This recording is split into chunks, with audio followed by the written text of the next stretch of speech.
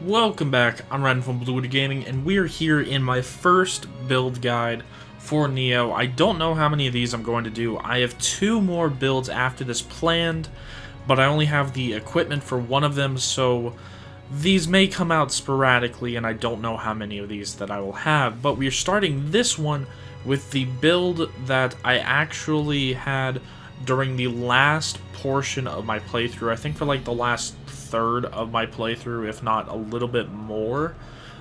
This is the Super Stealth Ninja. Yeah, let's just get right into this.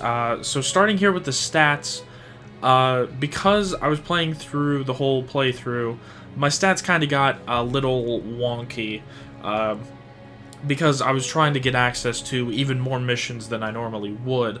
So the stats that really matter here are Dex, you want to have up at 40, Body you want to have at least 25, but more is okay, Skill at 13 so that you can actually wear the head of the Iga Ninja set, which I will get here to in a minute.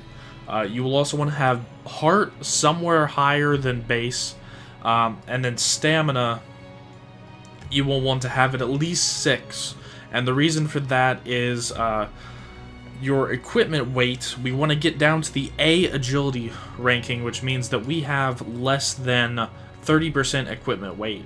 And to do that with the head of the Iga Ninja set, you need to have 6 stamina. So besides that, the rest of the points you can put anywhere you want.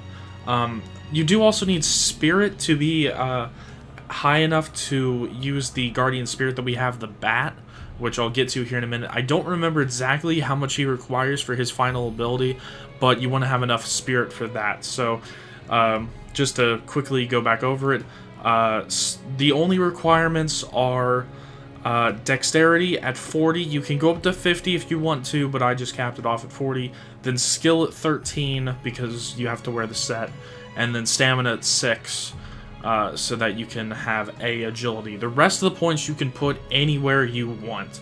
The reason why I put them in Body and Heart is because Body just gives me more health, and Heart increases the damage of a katana, which is actually what we are using. So let's just get right into the actual equipment. Now, we are using the full Iga Jonin set. The head of the Iga Ninja is what it's called. So just getting into this, looking at the set bonus, this is a full 7-piece set. So you're going to have to use all 5 pieces of armor, plus a katana, plus a special Karisagama, because as you can see, what we're getting is the Ninjutsu damage bonus A, dash endurance 20%, the Ninjutsu power plus 70, and then close combat damage plus 7.3, then damage reduction 1.6, and then the other one, which is recover ninjutsu items when we're finished using a living weapon, as at 43%. So that's what we're using this for. I recently just got this. I just got into New Game Plus, so that's why I have some not really good special effects on my armor. But essentially, you want to have the Iga Jonin set plus this Onakibi, Karisagama, and then the I'm not even going to try to pronounce that, but you want to have these 2 items because those are the set weapons for the head of the Iga Ninja set and then the whole Iga Ninja set. Now, you actually get that by going to the starting point, going to the dojo, and doing either Way of the Ninja Adept or Way of the Ninja Veteran. Now, I actually got all of the set from Way of the Ninja Adept, except for the katana, and I had to farm Way of the Ninja Veteran for that. And this is actually a good way to get your armor early game. The problem is, once you get past about level 65, about level 70, the armor stops being so good because it only drops at like level 65 to 68-ish. So you want to farm the smithing text past there, but this is a very easy place to farm the smithing text, and with Way of the Ninja Veteran, he has a higher chance of dropping it, so this is really where you want to farm that all from. And remember, it's 3 pieces, because it's smithing text for the whole set, then smithing text for the Karisagama, and then a third one for the katana. So, yeah, you can really use any guns you want. I recommend at least using a bow for this, and I'll talk about that here in a minute, and then any kind of accessories. And then let's move into the actual skills that we have. So this build actually has quite a bit of flexibility. The only magic that you really need is right down here, Carnage. We're using the Carnage Talisman because it raises our attack, and one of the big things that we do is damage from behind. If you go back and look at my at some of my later parts of the playthrough, you will see that I do a ton of damage from behind. I was able to kill Ashita Mitsunari in all of 15 seconds using Carnage Talisman. So yeah, this is the only required magic. So you only really need to bring it up to 10 or so. I also have Pure Mind and such, just because it's good to have it, and then Pure Heaven, Cursed Earth. Another thing, if you want to have it, you can also use Sloth or Life Seal, but these are just extras. I happen to use Sloth because in late game, towards the end of your playthrough, and a New Game Plus, you will very often get like 2-shot with this build, so using Sloth reduces your chances of getting hit. Now, into Ninjutsu, if once you get the Mystic Arts, you definitely want to have Enlightenment, and I will show you why right down here. This is the main thing that we are doing. Well, this isn't the main thing. The main thing is actually down here, Catwalking and Supa. Now, these two together, if you don't know what they do, Catwalking makes it so that you make no sound when walking, and then Supa means that you are invisible. If you put these on together, they will last what seems to be slightly more than a minute, but I haven't actually timed it. But these together, you can walk right through a yokai realm where they would be spawning from, and they won't spawn. You can walk within 5 feet of enemies and they won't see you. This is the basis of the super stealth in this. When you have all of these together, let's actually show off. You get 9 catwalking scrolls and 15 Supa scrolls. So 9 times you can put on the so that you're in total silence, and then 15 times you can make yourself invisible.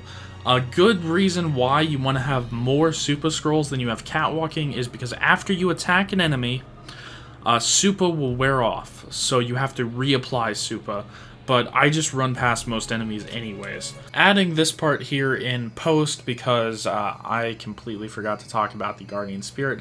This is one of the main things that helps us with damage. The agility damage bonus, because we have A rank agility, because we have less than 30% weight equipped, this increases our damage significantly because the A damage bonus. The life recovery is kind of incidental. The most important things are the unlimited ninjutsu, because it's always great to have extra. But the most important thing, besides the agility damage bonus, is the damage from behind, which increases it from 12%. Now, you will also want to use armor and such that gives you more damage from behind, but I find that you will stack up damage from behind from places where you didn't even think of checking. Like, if I go into my special effects, we can see that my damage from behind, which is the top one right now, is at 24% extra, and I don't even know why. Now, it also gets boosted with the ninjutsu damage bonus and the agility damage bonus, and just the flat attack bonus that we get, and then the extra damage from behind that we get. But yeah, I don't exactly know what all is adding all this stuff together. And I also don't know in what order it gets added together. But you will see when I go after the giant toad that I actually, the second time, I use a much lower level weapon, one that's actually level to that mission, and I'm still doing very significant damage to the back of that toad. But yeah, let's just continue on with me explaining this build. So going back into the other skills, there's not really much else that you're going to want besides this. I just chose some other things that I like. If you don't want to use Carnage Talisman, I recommend using Power Pill. Carnage Talisman doubles your attack damage, where Power Pill only increases it by 25%, but it's really up to you if you want to live with the debuff that Carnage Talisman gives. So after that, we want Snake Bite Technique, because this increases the recurrent damage dealt by 5% for the first tier. Well, for the last tier, 10% for the first tier, and then 5%, so 20% in total for recurrent damage, which just increases the amount of damage that we do from behind. Then another way to slow people down, because this is really our main goal. If we are to attack someone, we want to get behind them. So what we use is Makibishi or Caltrops. I will be referring to them as Caltrops from now on.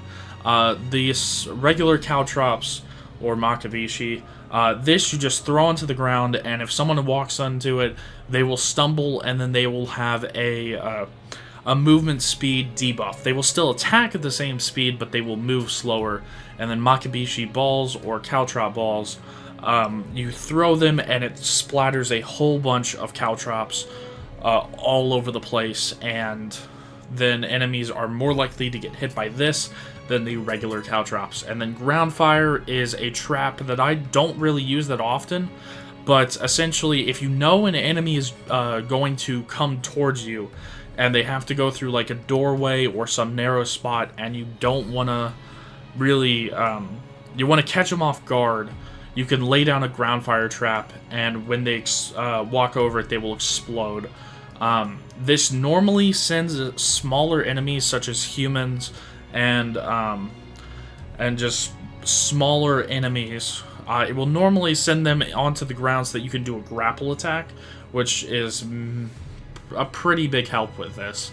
So going up, the reason why you want Enlightenment is because you can cast Catwalking and Supa on you instantaneously. The reason why I said to use a bow earlier is because Supa is not actually, it does not get taken off of you if you use a bow.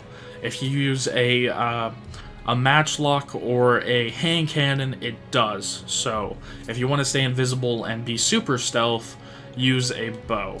So now moving on, the rest of it, if you want to use a Karisagama, which I recommend it because Karisagama, it boosts its damage based on your dexterity, and because we already have high dexterity for a ninjutsu, we just kind of use the Karisagama anyways. For this, you can really do anything that you want. I recommend just making it however you want. Here in a second, I'll run through how I have it all set up, but I use the Karisagama as the main weapon.